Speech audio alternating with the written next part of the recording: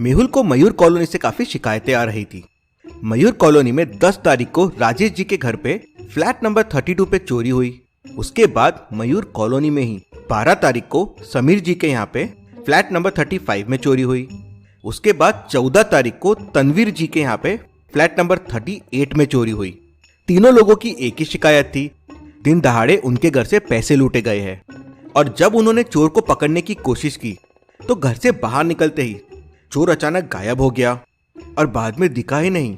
मेहुल सोचने लग जाता है, ऐसा कैसे होता है कि लोग चोर का पीछा करते हैं और फिर वो गायब हो जाता है। कहीं इनविजिबल चोर वापस तो नहीं आ गया। मेहुल चोर के चोरी के पैटर्न को समझने की कोशिश करता है। पैटर्न है 10R32, मतलब 10 तारीख को राजेश जी के यहाँ फ्लैट नंबर 32 में चोरी हुई, तो 10R32। वैसे ही 12 तारीख और 14 तारीख का पैटर्न है। तो आप सोचिए और मुझे बताइए अगला पैटर्न क्या बनेगा। सोचिए और मुझे आपका आंसर कमेंट करके बताएं।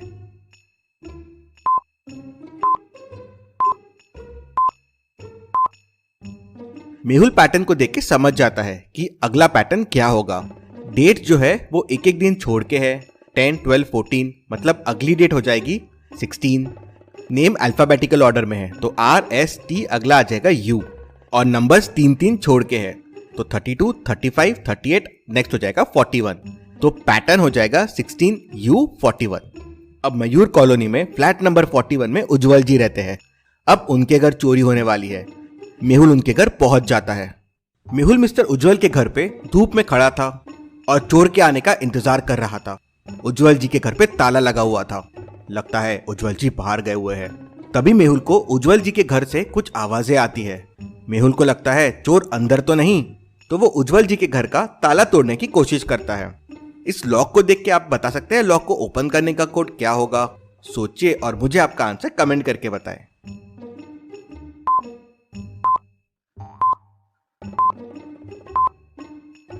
चलिए इसका आंसर देखते हैं। 5 × 2 10 है, -1 9 होगा। 10 × 11 110 होगा, -1 109 होगा। वैसे ही 19 × 8 हो जाएगा 152 और -1 हो जाएगा 151। मेहुल जैसे ही 151 कोड डालता है लॉक खुल जाता है। मेहुल देखता है कि अंदर कोई भी नहीं है। तभी कोई पीछे से आता है, मेहुल को जोर से धक्का मारता है तो मेहुल गिर जाता है। उसके बाद वो चोर जल्दी से अंदर आता है, बहुत सारा पैसा लेता है और पैसा लेके भागने लगता है। मेहुल भी चोर को पकड़ने के लिए उसके पीछे भागने लगता है। चोर घर से बाहर निकल जाता है। मेहुल भी चोर के पीछे पीछे घर से बाहर निकलता है। बाहर निकलते ही चोर गायब हो जाता है।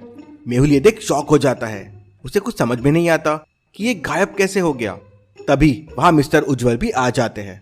मेहुल उन्हें पूरी घटना बताता है, लेकिन मिस्टर उज्जवल कहते हैं हमने उस चोर के लिए हाई सिक्योरिटी गेट लगवा के रखा था, जिससे कोई समझदार आदमी ही खोल सकता था।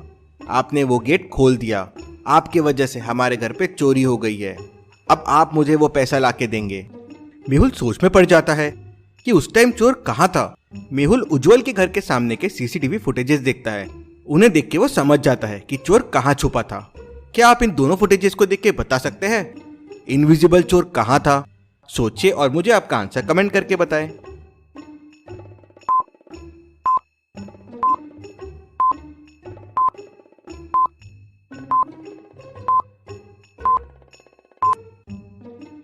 चलिए इसका आंसर देखते हैं। अगर आप दोनों पिक्चर्स को ध्यान से देखेंगे तो दूसरे पिक्चर में पेड़ की डाली थोड़ी झुकी हुई है, मतलब इनविजिबल चोर यहीं पेड़ की डाली पे खड़ा था। वो हाई सिक्योरिटी गेट खोल नहीं सकता था, इसलिए वो वहीं खड़ा होके गेट खोलने का इंतजार कर रहा था। इनविजिबल चोर की वजह से मेहुल की बहुत बेइज्जती हो गई थी। मेहुल उस रात बहुत परेशान था। अगले दिन मेहुल भूल भुलैया साइंटिस्ट के पास जाता है, यह जानने के लिए कि ये इनविजिबल चोर वापस कैसे आ गया। भूल भुलैया साइंटिस्ट ने अपने आने के लिए एक भूल भुलैया बना रखी थी। क्या आप इस भूल भुलैया को देख के बता सकते हैं कौन सा रास्ता साइंटिस्ट तक जाता है, ABCD या E? सोचिए और मुझे आपका आंसर कमेंट करके बताएं।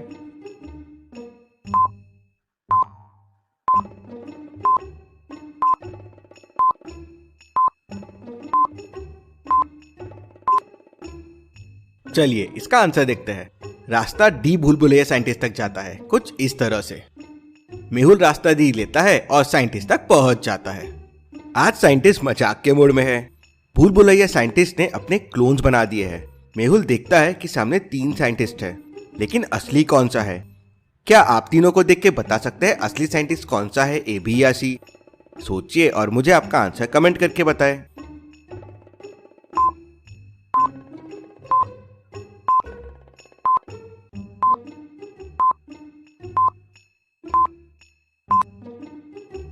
चलिए इसका आंसर देखते हैं। बी ने स्टेथोस्कोप लगाया हुआ है।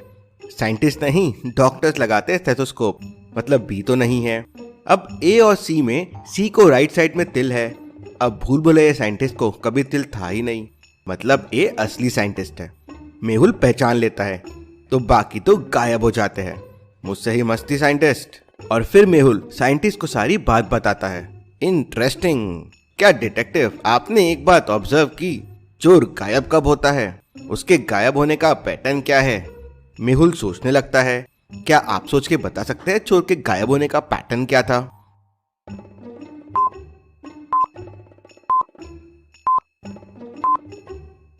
ओह, चोर घर के अंदर दिखता है लेकिन बाहर आते ही गायब हो जाता है, मतलब उसे गायब होने के लिए धूप चाहिए। हाँ, करेक्ट। धूप की मदद से वो गायब हो रहा है। अगर किसी तरह उसे धूप ना मिले तो उसे देखा जा सकता है और पकड़ा जा सकता है। ठीक है, कल मैं उसे पकड़ने के लिए प्लान बनाता हूँ। पैटर्न के हिसाब से मेहुल अगले दिन विघ्नेश के घर पहुंच जाता है, लेकिन मयूर विहार में 2 लोगों का नाम विघ्नेश है। क्या आप पता कर सकते हैं चोर किस विघ्नेश के घर जाएगा, ए या बी? सोचिए और मुझे आपका आंसर कमेंट करके बताएं।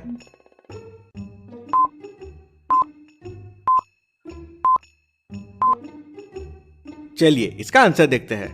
पहले विघ्नेश का घर काफी सारी ऊंची ऊंची बिल्डिंगों के बीच में है, यानी कि चोर वहां चोरी नहीं कर पाएगा क्योंकि छाव होने के कारण वो विजिबल हो जाएगा। लेकिन दूसरा विघ्नेश का घर एकदम खाली खाली सा है और काफी धूप भी है, मतलब यहाँ आसानी से चोरी करके भाग सकता है और गायब भी हो जाएगा। मेहुल सेकंड वाले विघ्नेश के घर पहुंच जाता है और वहां चोर का इंतजार करने लगता है। चोर पीछे से आता है और मेहुल को जोरों से धक्का देता है। मेहुल गिर जाता है। चोर सीधा अंदर जाता है और बहुत सारा पैसा उठा लेता है और वहां से भागने लगता है। मेहुल भी चोर के पीछे भागने लगता है, लेकिन घर से बाहर आते ही चोर गायब हो जाता है। लेकिन फिर भी मेहुल बड़ी आसानी से चोर का पीछा करता रहता है। मेहुल को चोर दिख नहीं रहा था। फिर मेहुल चोर का पीछा कैसे कर रहा था? क्या आप सोच के बता सकते हैं मेहुल ने क्या किया होगा? सोचिए और मुझे आपका आंसर कमेंट करके बताएं।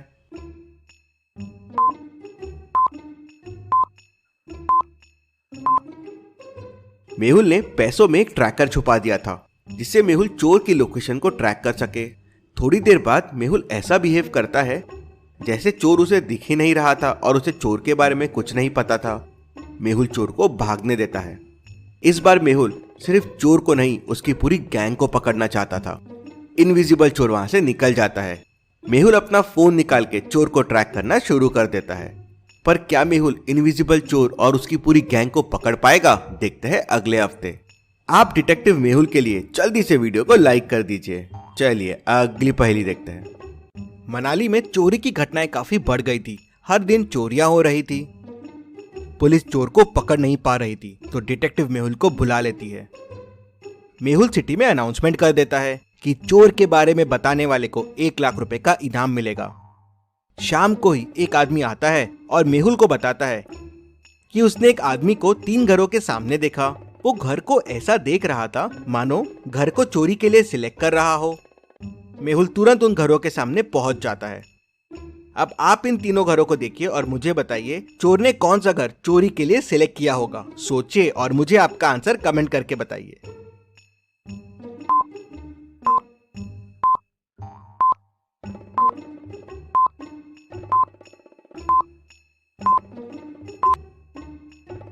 चलिए इसका आंसर देखते हैं। पहला घर तो सेल पे है, चोरी के लिए यहाँ कुछ नहीं मिलेगा। दूसरे घर की लाइट चालू है, काफी स्लीपर्स भी बाहर रखी हुई है, चोरी करना यहाँ थोड़ा रिस्की है। तीसरा घर लॉक्ड दिख रहा है और घर के रास्ते में बर्फ है, मतलब काफी टाइम से ओनर यहाँ है नहीं। ये घर बेस्ट रहेगा चोरी के लिए। मेहुल पहले से ही वहाँ मौजूद होता है। चोर आता है तो उसे पकड़ लेता है। मेहुल की समझदारी के लिए वीडियो को 1 लाइक तो जरूर बनता है। चलिए अगली पहेली देखते हैं। मेहुल झाड़ से बंधा हुआ है। अगर मेहुल पे टाइगर आक्रमण करता है और या भालू आक्रमण करता है तो आपको क्या लगता है दोनों में से क्या सेफ होगा, टाइगर या भालू? सोचिए और मुझे आपका आंसर कमेंट करके बताएं।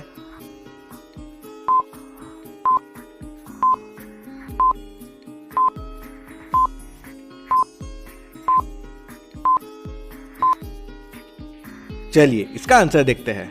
भालू जनरली डेड चीजों पे हमला नहीं करता। अगर मेहुल सांस रोक दे तो भालू उसे छोड़ सकता है, लेकिन टाइगर तो टाइगर है, वो नहीं छोड़ेगा। तो भालू टाइगर से सेफ रहेगा। ऐसी और पहेलियों के लिए चैनल को सब्सक्राइब करके बेल आइकन प्रेस कर दीजिए। Thank you.